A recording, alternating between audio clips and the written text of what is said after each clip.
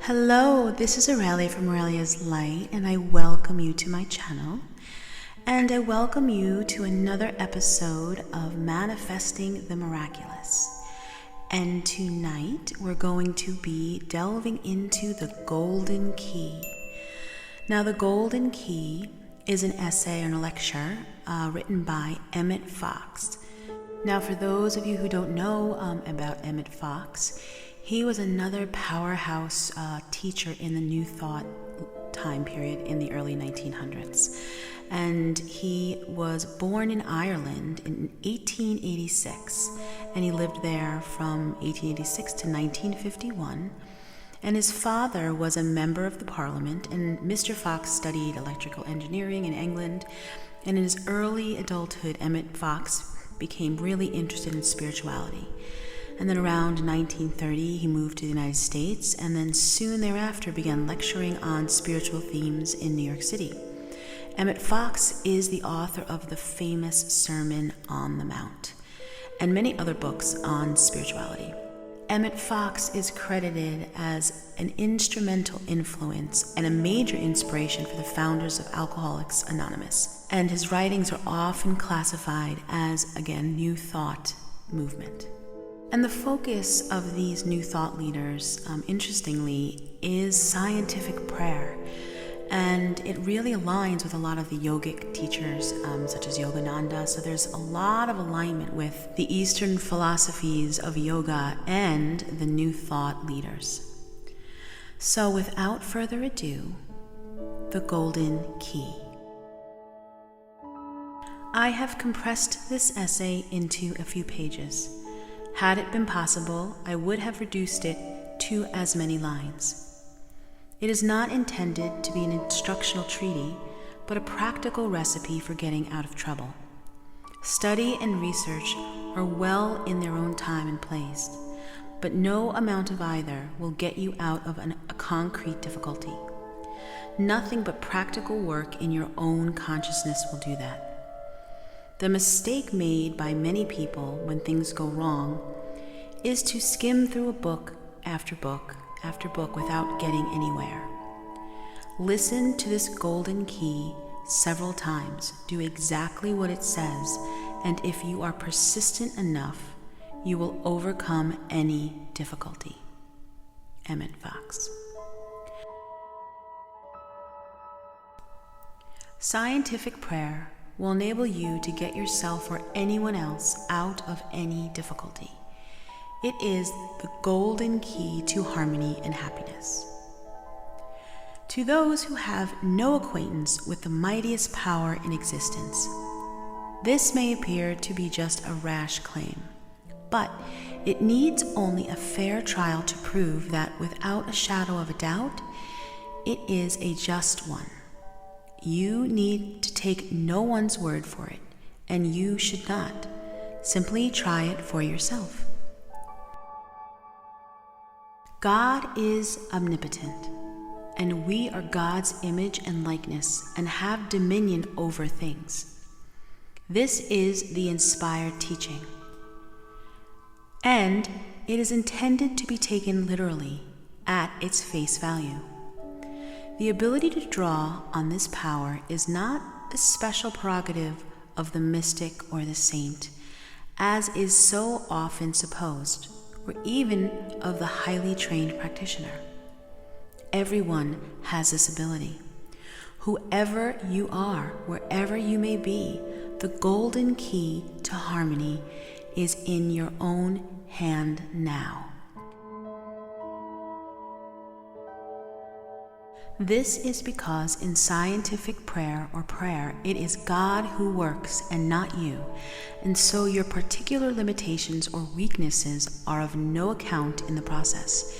You are only the channel through which the divine action takes place, and your treatment will be just the getting of yourself out of the way. Beginners often get startling results the first time, for all that is essential is to have an open mind and sufficient faith to try the experiment. Apart from that, you may hold any views on religion or none.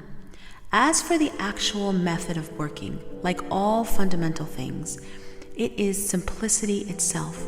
All you have to do is this: stop thinking about the difficulty, whatever it is, and think about God instead. This is the complete rule, and if only you will do this, the trouble, whatsoever it is, will disappear. It makes no difference what kind of trouble it is. It may be a big thing or a little thing.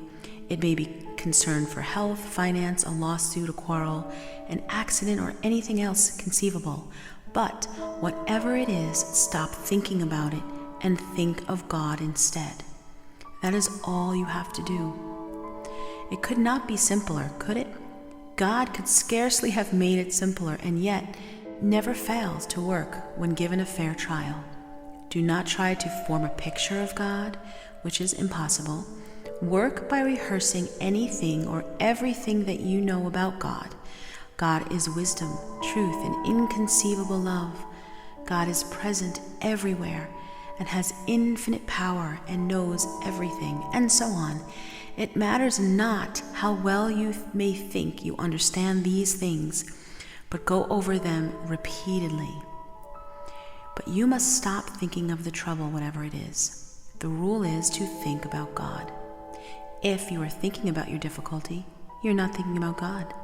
To be continually glancing over your shoulder in order to see how matters are progressing is fatal, because it is thinking of the trouble, and you must think of God and nothing else. Your object is to drive the thought of the difficulty out of your consciousness, for a few moments at least, substituting for it the thought of God.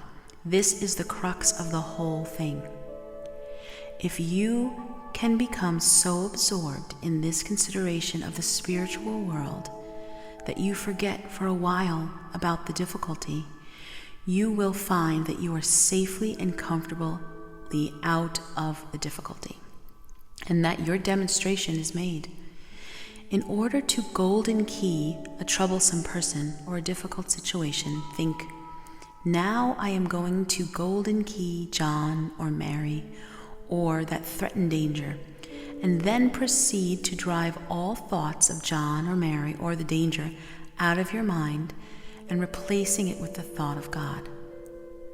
By working in this way about a person, you are not seeking to influence his conduct in any way, except that you prevent him from injuring or annoying you. And you do him nothing but good. Therefore, he is certain to be in some degree a better, wiser, and more spiritual person just because you have golden keyed him. A pending lawsuit or other difficulty would probably fade out harmlessly without coming to a crisis, justice being done to all parties concerned. If you find that you can do this very quickly, you may repeat the operation several times a day, with intervals between.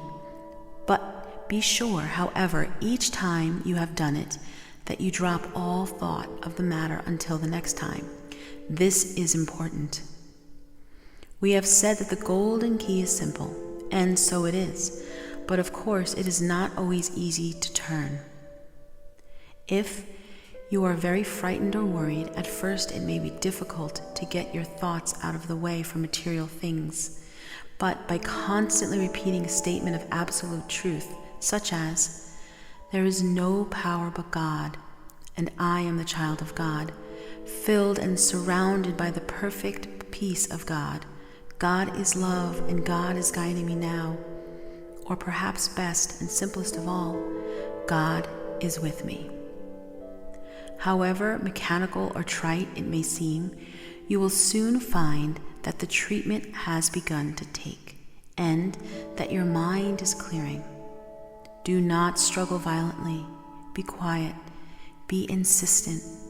And each time you find your attention wandering, switch it back to God. Do not try to think in advance what the solution to your difficulty will be. This is called outlining, and will only delay the demonstration. Leave the question of ways and means to God. You want to get out of your difficulty, that is sufficient. You do your half, and God will never fail to do God's. Whoever calls on the name of the Lord shall be saved. Acts 2:1.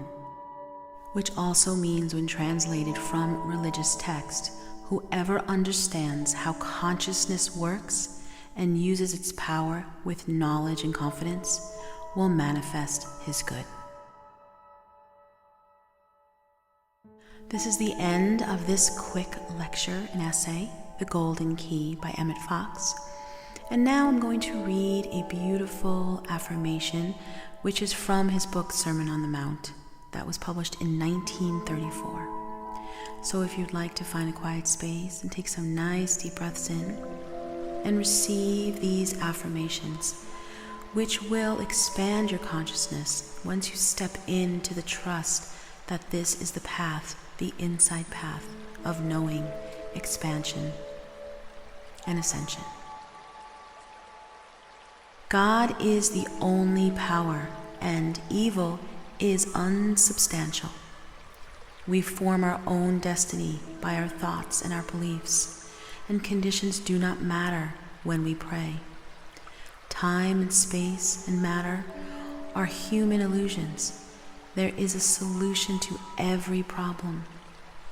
Man is the child of God, and God is perfect good. God is the only power, and evil is unsubstantial.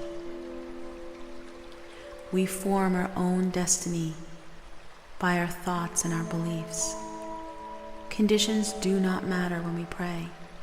Time and space and matter are human illusions. There is a solution to every problem. Man is the child of God, and God is perfect good. I am divine spirit. I am the child of God. In God I live and move and have my being. So I have not fear. I am surrounded by the peace of God, and all is well.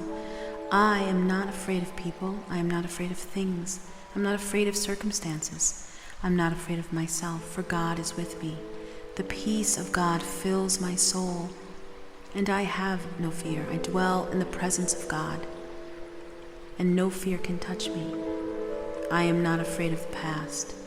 I am not afraid of the present. I am not afraid of the future, for God is with me.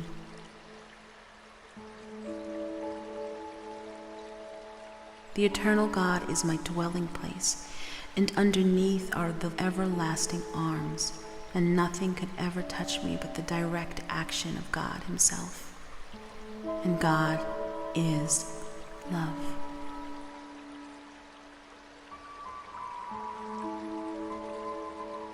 And nothing could ever touch me but the direct action of God Himself.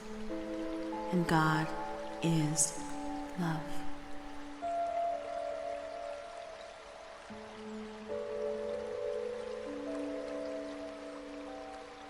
God is the only power, and evil is unsubstantial.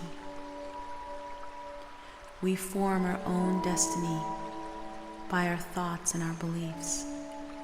Conditions do not matter when we pray. Time and space and matter are human illusions. There is a solution to every problem. Man is the child of God, and God is perfect good.